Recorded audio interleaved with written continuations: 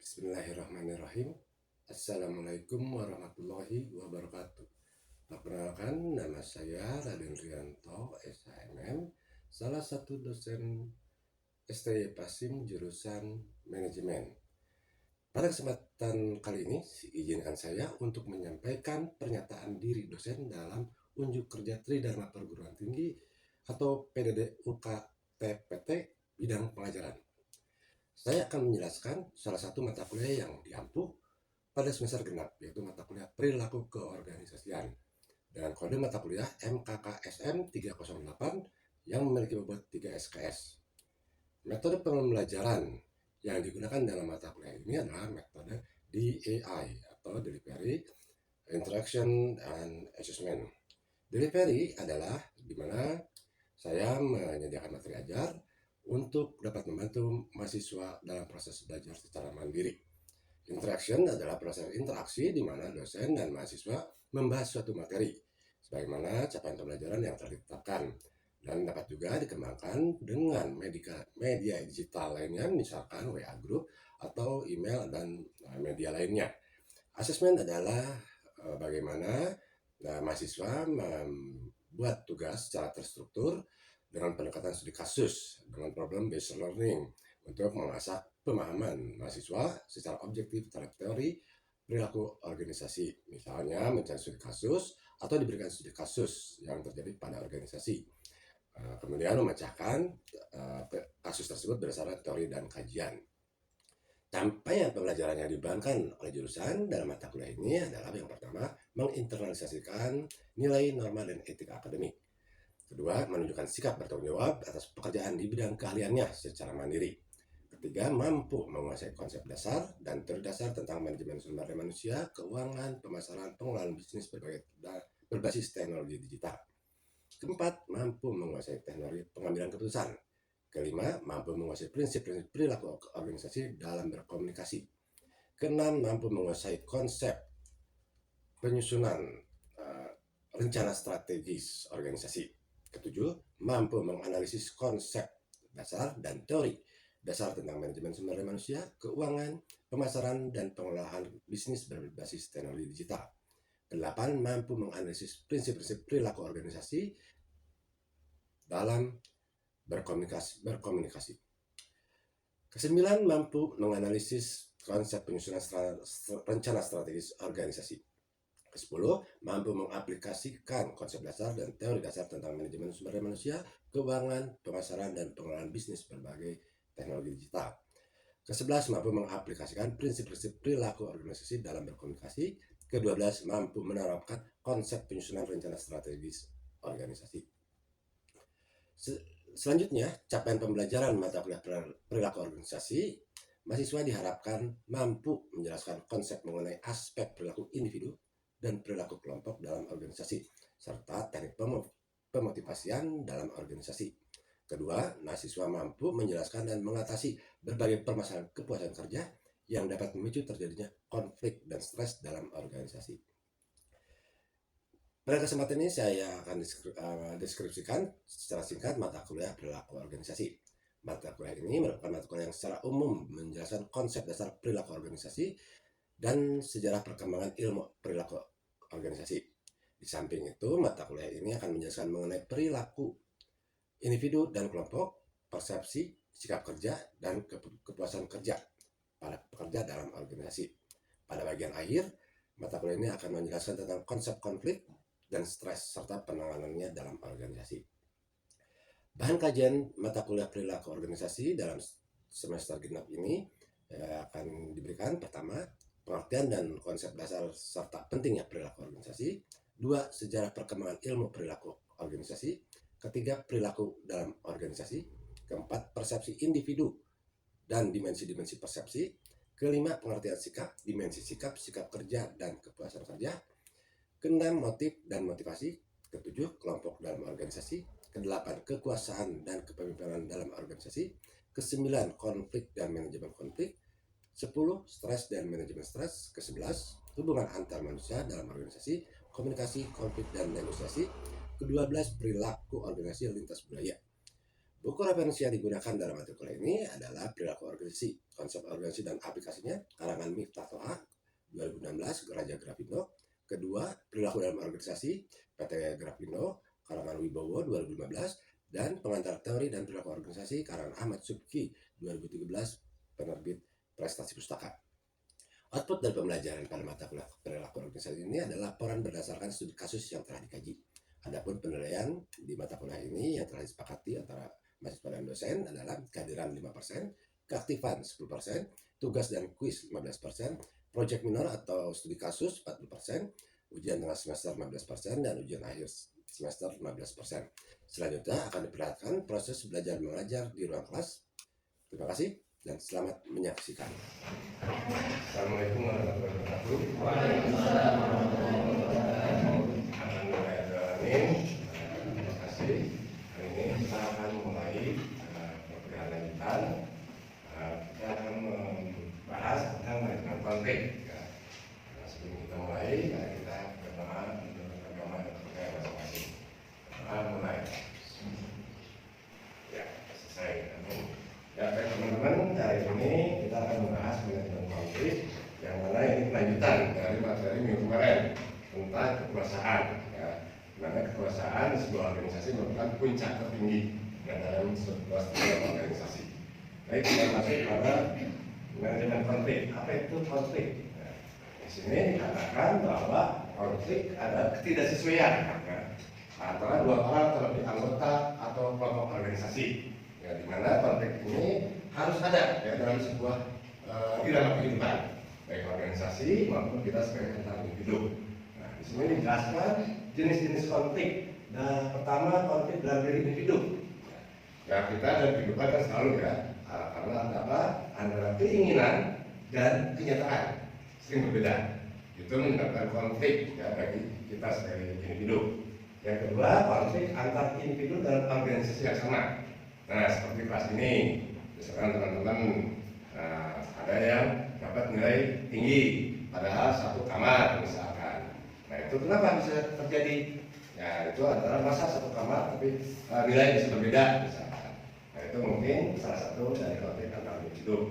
Yang ketiga, konflik antara individu dan kelompok. Ya, jadi personality dengan berbagai organisasi. Ya, misalkan ketika kita ada kebutuhan mengurus sesuatu RT/RW, RT kan RW itu sebuah organisasi kemasyarakatan. Yang keempat, konflik antar kelompok dalam organisasi yang sama. Nah, biasanya dalam kelas ini misalkan ada kelompok-kelompok, ya, ada persaingan yang tidak sehat, ada gap, ya, itu salah satu konflik. Yang terakhir, konflik antar organisasi. Ya, misalkan PASIM dengan UI misalkan. Atau dengan mana, ya, itu akan terjadi konflik. Nah, kita lihat penyebab konflik. Ya. Nah, di sini beda pemahaman. Masing-masing kita punya prinsip. Ya. Jadi setiap orang itu tidak akan bisa satu visi, meskipun dalam satu keluarga. Ya, itu pasti beda pemahaman. Yang kedua, beda latar belakang. Nah, beda latar belakang ini menyebabkan melihat sebuah fenomena itu dari berbagai sisi. Dari berbagai aspek. Ya, tentu di sini karena konflik itu pasti mencari keuntungan. Nah, keuntungan lain itu yang akan menyebabkan terjadi. Ya. Beda kepentingan. Setiap orang punya tujuan tertentu. Yang meskipun satu kelas ini, tentu kan setelah nanti di akhir akan punya tujuan. Dan bagaimana untuk mencapai tujuan itu kan punya strategi. Dalam kelas ini kan akan berlomba. Tentu ada yang lebih maju, ada yang middle, ada yang low. Ya, itu akan terjadi perbedaan kepentingan. Ya, artinya mungkin ada yang bisa mendekati dengan dosen misalkan, dengan pimpinan ketua atau dengan siapapun, karena ada tujuan akhir yang ingin dicapai. Ya, itu pasti ada. Nah, ini sebab-sebab konflik, perbedaan pendapat. Nah, bukan pendapatan ya, hati-hati. Nah, tapi kalau pendapatan pasti konflik terus. Ya, kalau perbedaan pendapat dalam sebuah diskusi itu harus selalu. Ya, hanya di sini dalam sebuah diskusi kita harus bisa mengedepankan ya, dengan hati yang jernih, pikiran yang sehat. Nah, ketika berdiskusi kita harus bisa mengeluarkan pendapat. Ya, yang selanjutnya konflik yang disebabkan faktor internal. Nah, dari mana internal kita sendiri? Tadi ada keinginan tapi modal nggak kuat, akhirnya marah nggak karuan. Ya, situ ya saudara-saudara konflik secara umum. Nah, penting konflik dalam organisasi, penting nggak? Jadi kenapa penting? Nggak jadi masalah kan, kita ketahuan.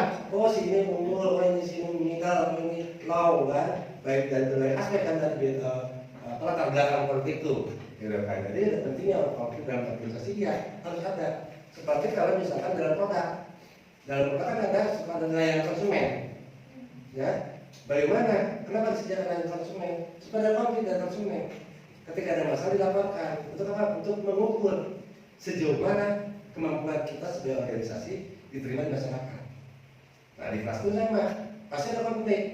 Untuk apa? Untuk melihat dinamika yang yang menjadi anggota kelas ini akan ketahuan.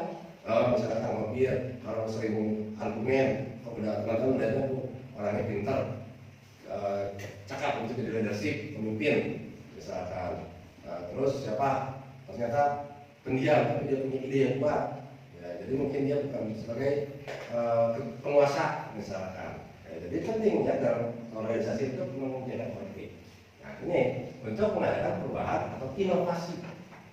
Kalau tanpa konflik kita nggak tahu. Ya seperti ya, contoh konflik internal pribadi. Ya, ketika teman-teman misalnya ujian, udah belajar mati-matian, nilainya tetap rendah. Itu kan konflik. Kenapa? Oh berarti ada yang salah dalam dirinya, ya kan? Nah ini untuk mengasih pemecahan konflik itu. Ya, bagaimana untuk memecahkan masalah? Pentingnya konflik. Selanjutnya pengantingan mengenai adanya konflik. Nah kita harus bisa menganalisis atau istilahnya meramalkan kalau ketika kita percik sesuatu mau seperti apa. Sering kan, nah, saya itu gimana oleh perempuan, sering kan bertanya ini saya itu gimana sih keadaannya, ya kan kok si akan itu nggak mau ke saya. Nah, kami minta masukan pendapat-pendapat. Nah nanti ada perubahan-perubahan. Dan selanjutnya ada pendekatan baru dalam manajemen konflik. Itu bagaimana kita mempercayakan pada orang lain untuk memecahkan masalah.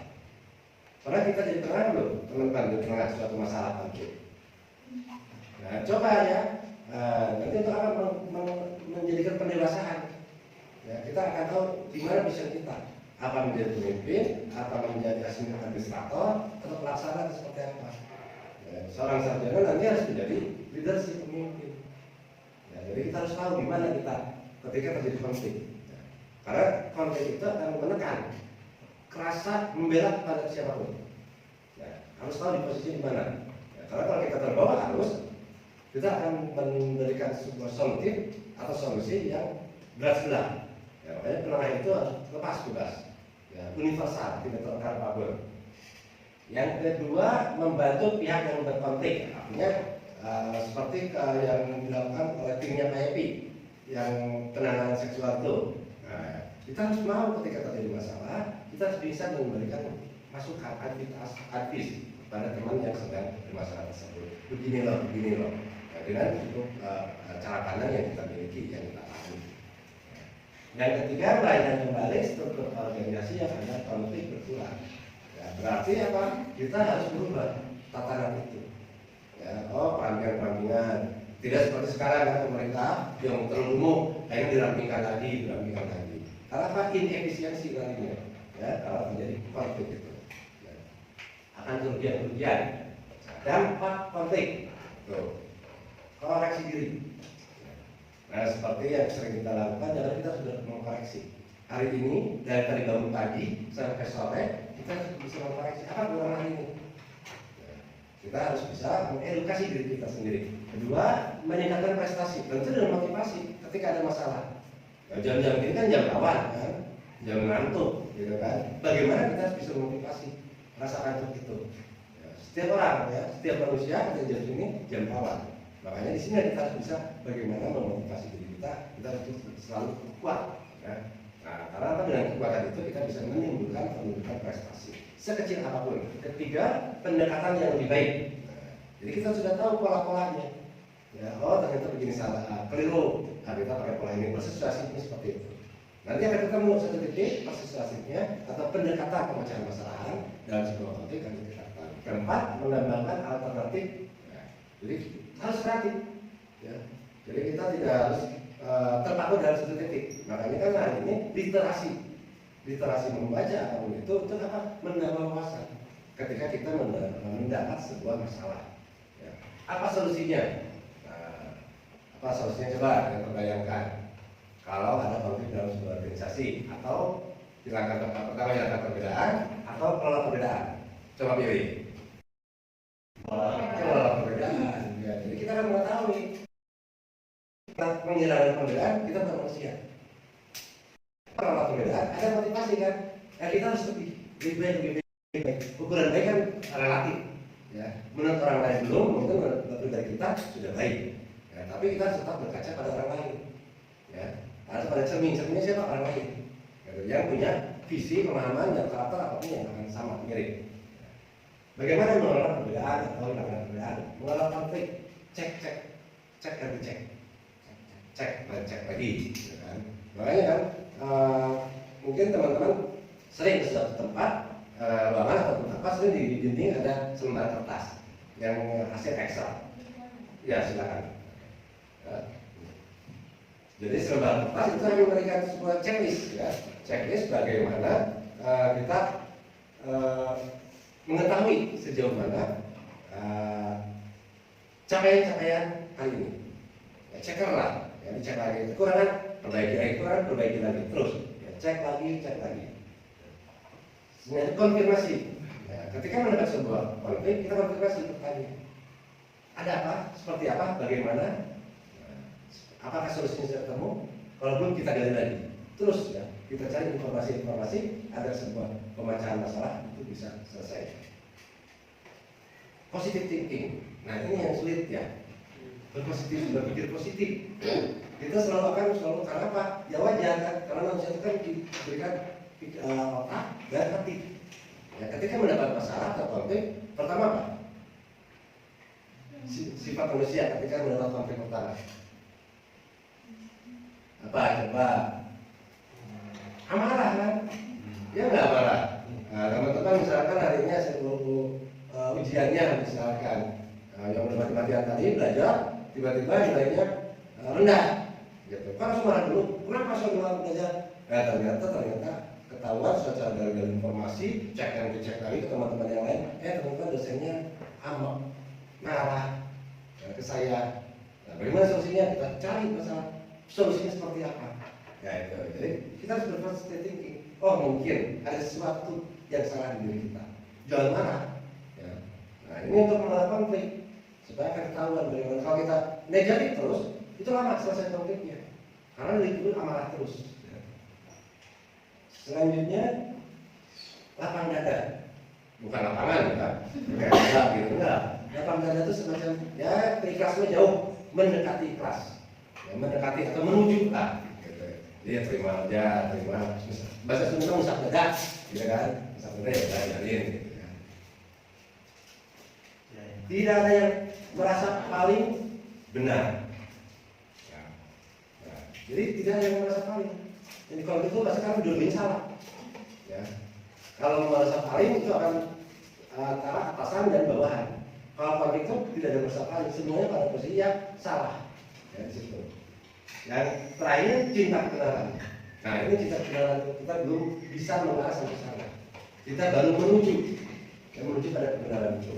Ya misalkan ketika ada sesuatu yang keliru, konflik, udah jelas SOP-nya seperti ini. Tapi selalu kita langgar. Kenapa kita akan selalu memakai jalur yang cepat misalkan. Jadi mengenal konflik ini penting bagi kita. Seperti yang digambarkan ini 6 poin ini. Karena kelompok yang sedang bersaing, nah, melihat bagaimana ketika konflik itu terjadi. Ya, apa sih bahasanya fanatisme kelompok. Ya, di sini ada membangkitkan rasa setia. Misalkan di kelas ini ada yang sakit hati, padahal oleh pacarnya saking setia menunggu, menyerang pacarnya, gitu kan. Nah itu kan tindakan yang salah. Ya, tapi kalau tindakan yang benar memberikan advice atau masukan-masukan pada yang bermasalah. Dan selanjutnya perhatian terhadap psikologis anggota. Ya, bagaimana kita sebagai sesama anggota kita memberikan masukan positif. Ya, bukan menjatuhkan. Ya, Karena banyak kan satu organisasi itu bisa saling juga menjatuhkan. Ya. Bagaimana itu akan maju organisasi itu dalam satu pengalaman konfliknya itu tidak saling mendukung untuk lebih baik. Yang ketiga berubah menjadi autokrasi. Nah, bagaimana kita merubah yang menjadi sebuah yang betul-betul kondusif. Meskipun konflik itu ada, kita bisa mendiamkan, tapi pekerjaan atau sesuatu itu bisa tetap berjalan. Keempat, lebih berstruktur. Makanya kenapa kita akan selalu mengajarkan pada teman, informasikan pada teman-teman, setiap masalah, setiap belajar, setiap apa, kita bikin sistematik. Atau katakan peta konsep. Kita cari sendiri, mau apa, mau seperti apa, mau bagaimana, mau kemana. Ya, itu kita, apapun itu. Tidak dalam mata kuliah aja, dalam kehidupan itu sama. Hari ini dari mulai bangun pagi, saya masuk sini, gitu kan. Seperti ini pelakuannya, atau bikin seperti cucuk ikan. Tujuan lainnya misalkan goalnya hari ini apa. Yang selanjutnya adalah memperkecil akibat negatif dari konflik. Ya, kita harus mendekati atau menjauhi kata konflik itu. Pertama, menemukan musuh bersama. Bisa nggak menemukan musuh bersama? Ya, harus bisa. Ya. Karena musuh bersama itu ada di diri kita sendiri, ya, bukan di orang lain, di diri kita sendiri. Yang kedua, interaksi. Yang harus aktif. Jangan yes man dalam organisasi, tapi nyelentuk di belakang. Nah, konflik kan itu. Nah, makanya dalam itu harus interaksi, harus bertanya, bertukar seperti apa, bertukar pikiran, memberikan masukan dan lain sebagainya. Yang ketiga, untuk memperkecil tujuan. Tujuannya diperjelas. Ya. Tujuan hari ini misalkan teman-teman adalah studi tepat waktu. Harus sama tujuannya. Bagaimana caranya studi tepat waktu? Mulai dari sekarang belajar, mulai mencari informasi, mulai dari sekarang mencari sesuatu. Ya, itulah strategi untuk mencapai tujuan, untuk mengelola konflik itu sendiri. Yang keempat, pelatihan. Kita harus berlatih. Belajar sepanjang hayat itu sudah tertetapkan dari UNESCO. Jadi sepanjang hayat, kan dalam Quran pun sama. Dari mulai lahir sampai ke yang lahat, kita harus terus belajar. Ya, tidak ada profesor, dokter ataupun siapa yang merasa pintar, dia akan terus belajar dan belajar. Ya, apa untuk memperbaiki kekurangan-kekurangan hari ini, detik ini, jam ini. Itu tergantung konflik tersebut. Nah, rancangan rekayasa untuk memperkecil konflik. Nah, kita harus berpikir rekayasa bagaimana. Ya, tadi mitigasi ketika terjadi suatu masalah. Pertama, mengikut sertakan dalam latihan dan tujuan. Nah, kadang kan dalam satu organisasi kalau sudah satu orang itu aja terus. Nah, itu kan menjadi peta konflik kayaknya. Kenapa sih itu terus sih dia ikut pelatihan? Bukan saya, bukan siapa-siapa. Nah, itu harus dieliminir. Dilihat kalau pelatihan semuanya ikut. Mau bisa, mau tidak, nanti akan secara alamiah akan keluar sendiri. Yang kedua, pemisahan dua kelompok yang berkonflik.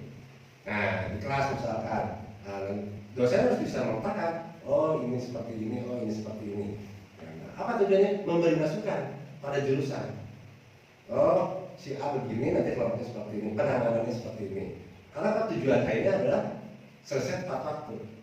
Nah, karena ada penanganan khusus. Ya. Ketiga, membahas data persepsi yang luas. Nah, tadi pemisahan tadi dipersepsikan, diinterpretasikan. Kenapa si A begini?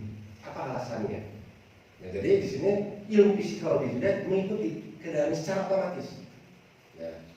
Karena ilmu kehidupan di psikologis itu akan ketemu dalam setiap waktu. Selama makin lama ketemu akan semakin mengenal. Ya, oh ini kekurangan ini, oh ini kelebihan ini. Nanti dikelompokkan kelebihan dengan kekurangan. Tapi yang arah dan tujuannya hampir sama. Artinya bisa saling membantu terkaitnya. Keempat, perundingan yang mencerna dan analisis kepincangan citra diri dan kelompok. Ya. Jadi setelah dibuat sebuah data atau kalau dalam bahasa kerennya mungkin data inventaris masalah, dirapatkan. Ya. Ada apa? Bagaimana penanganannya? Jadi kalau dalam organisasi kan bikin komisi-komisi kelompok-kelompok kecil untuk apa? Membuat sebuah rujukan penyelesaian. Yang kelima, membahas kepincangan yang ditemukan. Tentu, ya, dengan hasil rapat-rapat itu akan menemukan, akan menemukan solusi-solusi. Yang keenam, penjajakan bersama. dirumuskan kembali tujuan-tujuannya, mau apa dan seperti apa. Yang tujuan manajemen tata hubungan. Nah ini ya, bagaimana nanti membuat struktur organisasi yang lebih ringkas, ya, supaya tidak banyak konflik-konflik yang akan timbul di kemudian hari. Sikap antisipatif, memperkecil konflik, menambah komunikasi. Jadi komunikasi itu harus intens. Ya. Makanya mungkin ada sebuah organisasi rapatnya atau pertemuannya hampir tiap hari, pagi sore. Ya, apa untuk mengantisipasi keadaan sesuatu. Kedua, menetapkan kondisi organisasi. Ya, pertama, merancang kerjasama atau persaingan. Nah, sini harus dirancang. Ya. Hari ini pun setiap organisasi merancang. Nanti ada punishment and reward-nya seperti apa. Nah, di sini ada slogan, dengan konflik hidup akan lebih hidup. Sebagaimana kita hidup tidak mati. Benar enggak? Benar kan? Tidak akan mati, kita akan berkonflik. Konflik itu apa? Mengelola kehidupan. Nah, di sini ada beberapa tugas ya, yang nanti teman-teman bisa kerjakan cukup dalam sampai pertemuan terakhir itu di Project Minor. Ya, studi kasus, teman-teman mencari bagaimana keadaan organisasi sebenarnya. Nah, ini beberapa kasus di sini ada. Ya. Oke, bagaimana teman-teman? Ada pertanyaan di sini? Oh siap. Bagaimana Pak? Pak Mobil? Ya Pak, ada pertanyaan sebelumnya. Sebagaimana materi yang disampaikan Bapak di konflik itu sangat penting diperlukan organisasi ya. Karena itu sebagai bahan evaluasi atau inovasi organisasi berjalan baik atau buruknya. Tapi kenapa kebanyakan orang yang terlibat dalam suatu organisasi itu tidak menginginkan terjadinya konflik ya? Memang bukan hanya organisasi dalam kehidupan sehari-hari pun kita tidak menginginkan adanya konflik atau masalah. Terima kasih Pak. Ya. Ada yang mau jawab? Kira-kira kenapa? Pengennya zona nyaman, kondusif, gitu kan? Nah, ini santai, gitu kan? Nah, manusia kan tadi slogan terakhir apa? Slogan terakhir. Dengan konflik hidup akan hidup. Sebagai anak hidup tidak mati. Ya. Dimanapun kakak ada banyak konflik. Di keluarga banyak konflik karena menjadi persaingan. Itu cara tandanya hidup. Sebuah organisasi tanpa konflik itu tidak hidup, stabil.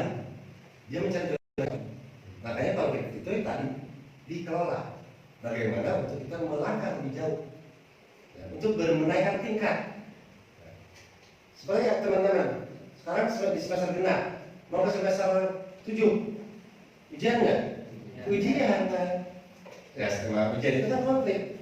Asalnya santai kuliah, satu semester. Yang santai, datang pagi, pulang sore, kerjakan tugas beres, gitu kan. Tapi dalam ujian kan konflik, takut kan, berpikir macam-macam. Nah, kalau pikirnya negatif akhirnya. Ya. Jadi kenapa banyaknya zona nyaman, tetapi tidak mau berkonflik pada prinsipnya nggak bisa mengukur sejauh mana diri kita berada, di sejauh mana organisasi itu berada. Ya. Tapi dengan sedikit konflik itu bisa meningkatkan stimulan. Konflik itu semacam virus lah, kayak COVID, corona kemarin. Bagaimana kita bertahan dalam keadaan terisolasi? Jangan dulu waktu COVID kita nggak bisa kemana-mana, nah, tapi dengan manajemen yang pemerintah lakukan, itu bisa akhirnya kita bertahan keluar dari kesulitan. Itu, hampir. Ada lagi? Tidak ada? Nah, kita cukupkan sekian. Ya, mudah-mudahan materi hari ini menambah ilmu pengetahuan bagi kita semua dan memberikan manfaat bagi kita semua. Baik, terima kasih. Wassalamualaikum warahmatullahi wabarakatuh. Waalaikumsalam warahmatullahi wabarakatuh.